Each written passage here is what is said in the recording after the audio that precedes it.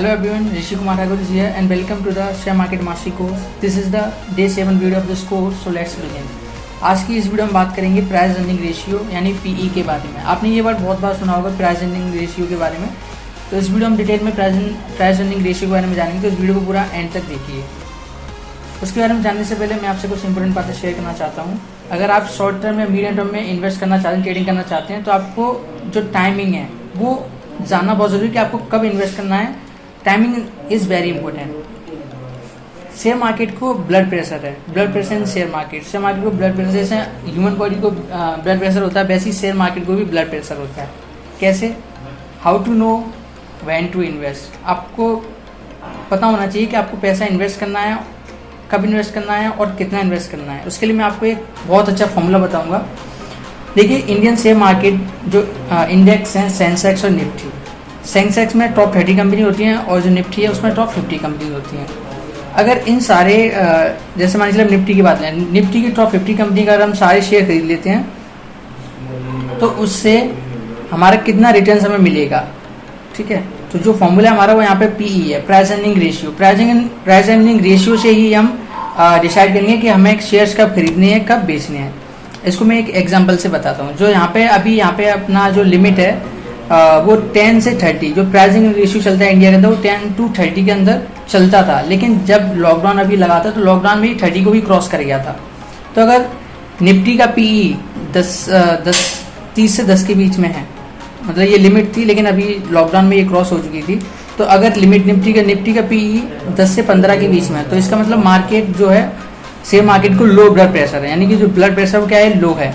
अगर निफ्टी का पीई 25 से 30 के बीच में है तो यहाँ पे हाई ब्लड प्रेशर है, मतलब अगर हमें लो ब्लड प्रेशर है तो हमें शेयर्स खरीदने हैं, और हाई है तो हमें कम इन्वेस्टमेंट करना है, लो पे हमें ज़्यादा इन्वेस्टमेंट करना है, ठीक है। निफ्टी पीई अगर 10 से 25 के बीच में तो मीडियम ब्लड प्रेशर है, ठीक है। अब ये निफ्टी जो पीई वो होता है इसका मैं आपको एक एग्जांपल से समझाता हूँ।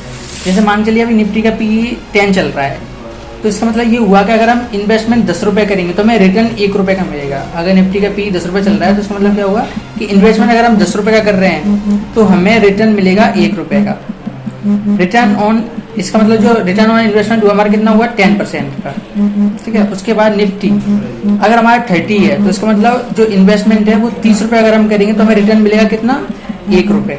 तो यहाँ पे हमारा जो रिटर्न ऑन इन्वेस्टमेंट है वो कितना हुआ 3%, ठीक है, जो कि बैंक से बहुत कम है। और जहाँ पे जो निफ्टी का पी 10 था तो हमें जो रिटर्न था कितना मिला था 10%, जो बैंक से बहुत ज़्यादा है। तो निफ्टी का जो पीई अगर वो 10 से कम है या 10 के बराबर है या 10 से थोड़ा सा ज़्यादा, तो हमें इन्वेस्टमेंट ज़्यादा करना है। अगर 30 तक पहुँचेगा 25 से 30 यानी हाई ब्लड प्रेशर में, तो हमें इन्वेस्टमेंट ज़्यादा नहीं करना है, हमें लो इन्वेस्टमेंट कर देना है।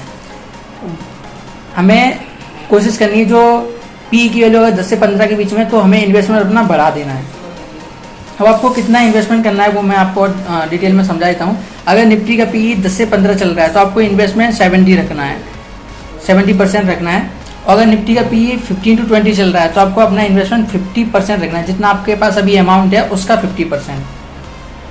और अगर निफ्टी का परसेंट 20 से 25 चल रहा है तो आपका इन्वेस्टमेंट कम कर देना है, यानी लो कर देना है, 40% कर देना है। देखिए, पी का जो बाउंड्री है वो 10 से इंडियन स्टॉक मार्केट में 10 से 30 के बीच थी, लेकिन अभी इसने जो लॉकडाउन लगा था, लॉकडाउन में इसने क्रॉस कर दी थी, ठीक है। तो बाउंड्री फिक्स नहीं थी। You must know the boundaries, एक कहावत बोली जाती है, you must know the boundaries but remember boundaries are not permanent. Boundaries, हमें अपनी बाउंड्रीज पता होनी चाहिए, लेकिन याद रखना कि बाउंड्रीज कभी परमानेंट नहीं होती, बाउंड्री कभी टूट भी जाती है, ठीक है। तो thank you, I hope P आपको डिटेल में समझ में आ गया होगा। तो पूरा स्टॉक मार्केट को समझने के लिए अगर इस वीडियो को आप फर्स्ट टाइम देख रहे हैं तो चैनल को सब्सक्राइब कर लीजिए, सो डैट आगे आने वाली इंपॉर्टेंट वीडियोस आपसे मिस ना हो। और शेयर मार्केट में इन्वेस्ट करना अगर आप स्टार्ट ही करें तो आपको डीमेट और ट्रेडिंग अकाउंट की जरूरत होती है। तो नीचे डिस्क्रिप्शन में आपको लिंक दिया है, वहाँ पे जाकर अपना डीमेट ट्रेडिंग अकाउंट ओपन करिए, सो डैट आप भी आज ही अपना इन्वेस्टमेंट ट्रेडिंग जर्नी स्टार्ट करें। Till think positive, be positive and live positive. मिलते हैं नेक्स्ट वीडियो में। Thank you.